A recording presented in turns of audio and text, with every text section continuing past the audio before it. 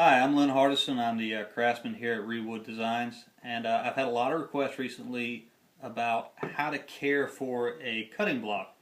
And cutting blocks are one of our big products. It's something I really enjoy making, and I make a lot of different ones and different designs.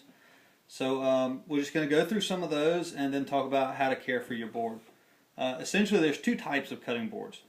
There is what is called an end grain cutting board, and then there's just a regular face cutting board. Now, this is just several different pieces of wood. This is walnut and maple, and they're glued together. Now, I use a waterproof glue, and that's very important when we talk about caring for these. On an end grain cutting board, you're actually using the end of the piece of wood, not the flat face. Now, that will come into play a little bit later, and it's also important. The other one that I have here is again another solid. This is just a solid single piece of wood. It is a maple cutting board, and it's rather thick. This is a little over 1.5 inches thick.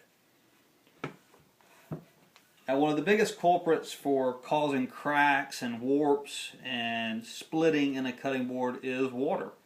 All of my boards and most boards that you'll buy anywhere else come pre-oiled. What I like to use is mineral oil and beeswax.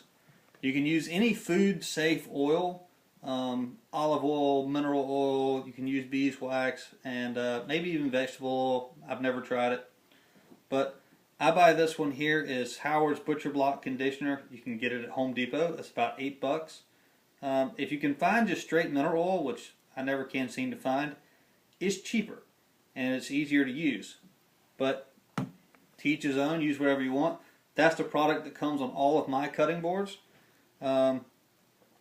That product goes in, it's an oil, it goes inside, protects the wood, keeps the moisture out, and protects against stains from any types of food that you're going to be cutting on it.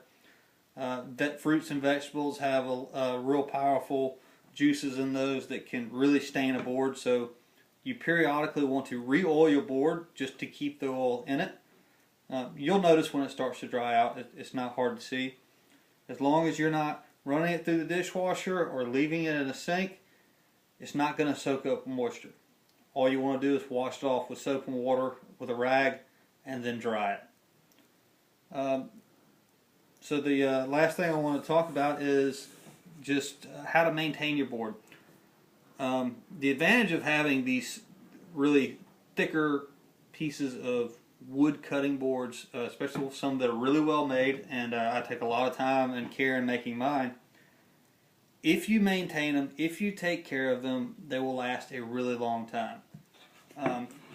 One of my favorites is the solid maple boards. I make them very thick, and if you maintain it, if you take care of it, your grandkids will be cutting stuff on this board. Part of that is what everybody's always asking me is, I get the knife marks in the board, and it really starts to make it look dirty, and you can start to feel them after a certain amount of time. The great thing about these is, once that happens, when you start seeing those cut marks in it, and you'll see it on these boards fairly quickly because it's just a regular faced cutting board. Take it outside, sand it down, and re-oil it. Brand new board. The advantage of the end grain cutting board is the end grain of the wood will actually accept the knife blade. So you will not see the marks for quite a while. And it'll take a good fair amount of beating before it will really start to show those marks. But it's the same thing. Take it outside, sand it down, re-oil it, and it's like a brand new board.